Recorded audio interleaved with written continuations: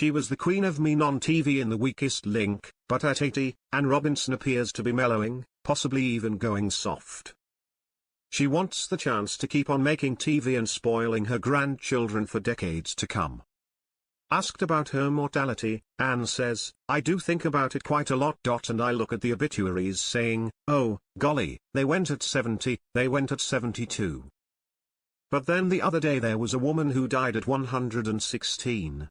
So what I do is I try to keep fit, and live in the day and be grateful for wonderful grandsons, my daughter and my son-in-law, although he supports Everton, but you can't have everything. And I love clothes. I keep buying clothes. I don't think, oh, well, I won't need any soon," she adds, medically, and in our heads, we've just progressed a great deal. If you look at Jane Fonda, I don't know, she must be 83, 84, and she's looking fantastic. It's why, when I had a facelift, I immediately said that I'd had one, because I didn't want people who are my age to think, why don't I look like her with no lines? I've just thrown money at my face. Not sure it's working anymore. But not everyone has those options. I have been very lucky. Anne's new show for 5 this week looks at prison sentences in the UK and asking if they need to change. Anne, who is dating Andrew Parker Bowles, says she surrounds herself with younger people in their 50s, which helps her keep feeling young. She clearly adores her grandchildren, Hudson and Parker, although she says they are at the grunting stage at the moment, because they're 15 and 16. She lets them use her tennis court at home and was amused rather than angry when they pulled an iPad out of her wall when their mother took their iPhones off them recently. Asked if she is soft with her grandchildren, she adds, "Yeah, I think it's true for all grandparents, particularly ones who probably worked during their children's years, that you utterly appreciate your grandchildren. I'm very lucky. Very, very lucky." Anne is speaking as she returns to TV in a new 5 documentary looking at prison sentences in the UK and asking if they need to change. It is a return to the hard-hitting subject matter she covered as a journalist, and the determined campaigner we remember from Watchdog. UB The judge examines 4 real-life sentences with participants taking part in reconstructions and asked to compare how the judges came to the decision when it comes to sentencing. "It's certainly a topic that should have more publicity," she says, sounding more like the serious and agitated Anne we are used to seeing on screen. Do people realize that prison isn't working? Each government that comes along says they are going to be tougher on crime, and that means longer sentences, which also means the prison system is working less and less. We are 120% overcrowded in prisons, we don't have enough officers and the prisons themselves are Victorian, it's just not working. There are too many criminals and not enough staff. If you ask a prison governor why prisoners can't spend their time learning to read and write, or learning a trade like carpentry, they will just tell you they don't have the staff to make that happen. We need to embarrass the government. They've just got to find the money. I want Yvette Cooper to sit down with a supper on her lap and watch this from beginning to end, because I need the government to be embarrassed. The truth is, the documentary even managed to stun Anne. This is without a doubt the most shocking documentary I've ever made. I was pretty shocked when I made a documentary on abortion and learned people's views on it, but if you watch this program from beginning to end you will be terrified at the state of the British justice system. Anne was married to Charles Wilson, a former journalist and newspaper executive, until 1973, and her second marriage to John Penrose ended in 2007.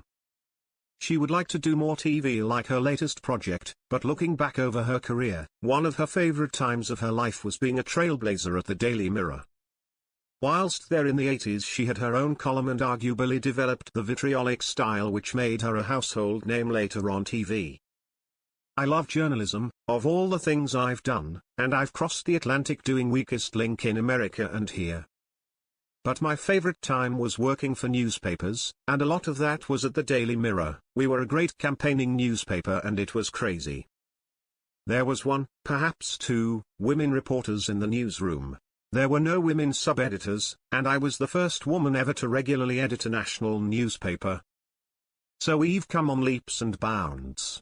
I sometimes think youngsters don't realize what it was like in the old days. So is it a pain that most people still know her as the woman from The Weakest Link? It doesn't seem to be, and the money she earned, including a reported £10 million golden handcuffs deal at its heights of success, may have helped soften any blow. "Listen, they're all customers," she says of the audience, making it clear she is much more approachable off-screen than she was speaking to contestants on it. "I never refuse a selfie. I never refuse an autograph. Because if the people who are stopping me weren't there, I wouldn't have had the career I've got." So I'm probably quite unusual like that. I mean, I'm thrilled if someone wants a selfie. I'm not so thrilled if I've got no makeup on. We went to boarding school, but we had to go to my mother's market stall in the holidays, so that we learned to meet the customers and to know the customers were very important. And that's never left me, really, and being a selfie fan is not the only surprise during the interview. She claims to have never watched Ramesh Ranganathan host The Weakest Link. "I've purposely never looked at it, but I'm told he's very good actually. He's got to conform to what the rules are now, not what I could get away with. I was working at the best time in television." But there is one other quizmaster she has a lot of time for. Step forward, Lee Mack. "I love the 1% Club. I know people's heroes are Tchaikovsky and Beethoven, but Lee Mack does it for me," she says. "He's genuinely funny, and you watch him on anything else, he's not just the 1% Club, but he's very quick-witted. And when I was doing Weakest Link, I was quite fascinated by the fact that old comedians were much better at responding to me quickly and in a funny way than new-age comedians. I hate all this hugging on TV these days, and Lee Mack doesn't do that. He only really needs to hug me." Asked to confirm she means she finds Lee attractive, she adds, "It's a deep crush. He actually looks even sexier with his glasses on. His mother and I went to school together. I think he is brilliant. We bumped into each other at Salford, at the BBC studios, and that's when he said to me, 'You were at convent school with my mother.' That's how I know." Lee's quiz show is a big success on ITV while Stands ran for 12 years on the BBC. But she still remembers how the standout hit almost didn't happen for her. A fax came in from the BBC saying, "We've created a new game show, and we think Anne Robinson would be suitable, because she'll look as if she can answer the questions. My manager said, 'I'll tell them, you're too busy.' And I said, 'No, let's take the meeting.' And it's a very good example, if girls are going for jobs, to just explore them, take the meeting, even if you don't think the job is for you. I think it's Gary Player who says you have to work at being lucky. He used to say, 'The harder I work, the luckier I get.' I think it's also about taking risks. Yeah, I don't think I realized that when The Weakest Link started, that people were going to find me a horrible person. I just thought, oh, this is original, and it's me. And although I earned a great deal of money after having created the character, in fact, it was me. In the early days, it was quite tame. We got more and more naughty with it as time went on.